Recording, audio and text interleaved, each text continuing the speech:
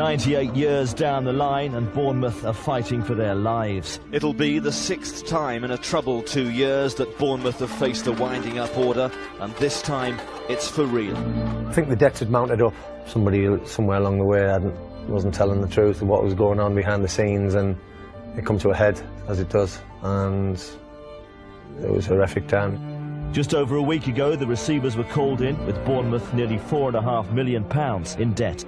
I've seen people lose their jobs, people who've been here for a long, long time. It was horrendous. I remember shedding so many tears, and it was catastrophic for the football club. It's been over a month now since the players were paid, but even though there might not be another game for them, they still turned up for today's training session.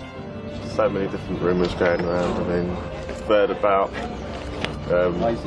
getting buckets to go around town or something. The receivers came in on Friday, and unless the club can assure the Football League that they can raise £300,000 to see out the season, their season is over.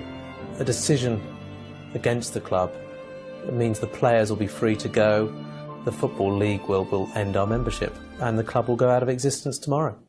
A trust fund has been set up, and after a week of frantic activity, they've raised nearly 100,000 of the 300 they need to stay alive, at least until the end of the season. Every penny helps. Yeah, it's fantastic. People just putting their hands in their pockets, pulling out coins, £20. I mean, back in the day, for people to be putting that amount of money in who hadn't got a penny to scratch together, it was horrendous to see. It's almost embarrassing in some respects. Acting chairman Brian Willis and director Norman Haywood spent the week persuading the league to let them play on, and the Football League agreed a stay of execution until at least the week after next, when they'll meet the receivers again. So the fundraising goes on, and so does the football, at least for the time being. Life is still extremely difficult. The important thing is we have a window to try and find an investor and a solution.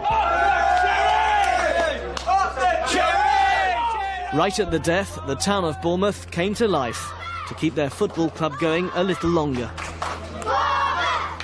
We got told, right, we're going to the Winter Gardens, we're going to speak to the fans. The person who took the club into administration was going to have a chat with the supporters, tell them where the club stood. We walked in as players to the Winter Gardens being full. I think 2,000–3,000 people were in there, packed out to the rafters. In a strict interpretation of the Football League rules, clubs in any form of insolvency should not play. And the Football League have been very helpful to date, allowed us to play on Saturday.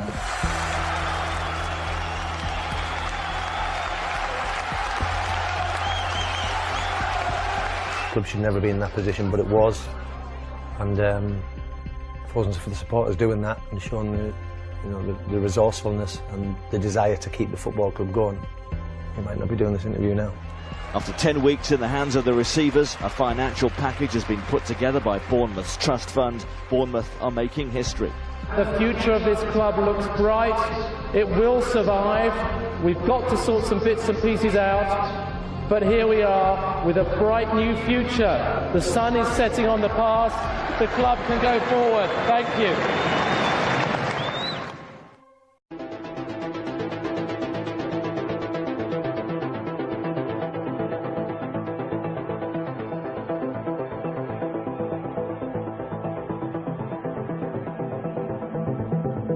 Football is back and the Premier League is full of new faces. Take a bow, Bournemouth. The wait is almost over. Bournemouth will kick off their first ever Premier League campaign this afternoon. Massive day for Bournemouth. They will make their Premier League debut. I'm expecting to wake up if I was still in League Two. I mean, it's just beyond belief. To be actually in the Premier League, it is just madness. I still can't quite believe it. When they step out on the pitch, that's when I'll believe it.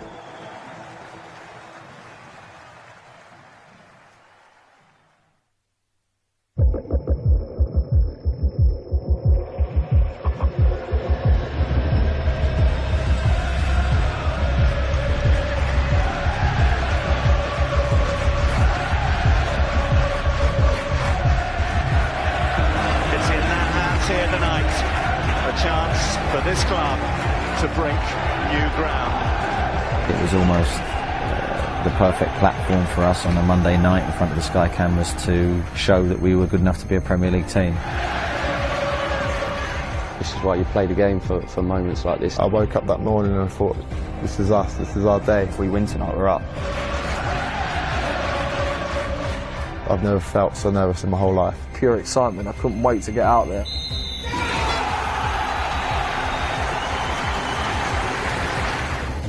It's still hard to put into words, really. All I wanted us to do was score.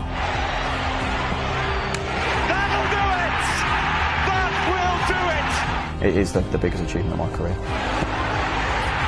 turning on the style now, Bournemouth. Yeah, it's my best ever moment in my life. Lovely touch, beautiful finish, and that is that. Amazing. Amazing, that's all I can say, really. That will go down as one of the most memorable nights in Bournemouth's history. At the end of the game, when the whistle blew, all the fans on the pitch was unbelievable. The supporters not waiting for the final whistle as Bournemouth's footballing dreams come true. It's just so surreal. You're lost in the moment. Can you believe what's just happened? I'm going to be a Premier League player. We're going to the Premier League. It was so emotional, absolutely so emotional.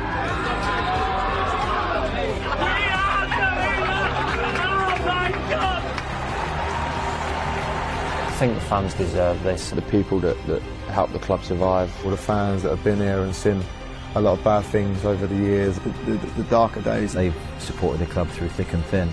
When there was almost no club to support, they kept fighting and they never gave up. When you achieve the success at the other end, really you want to pay tribute to them.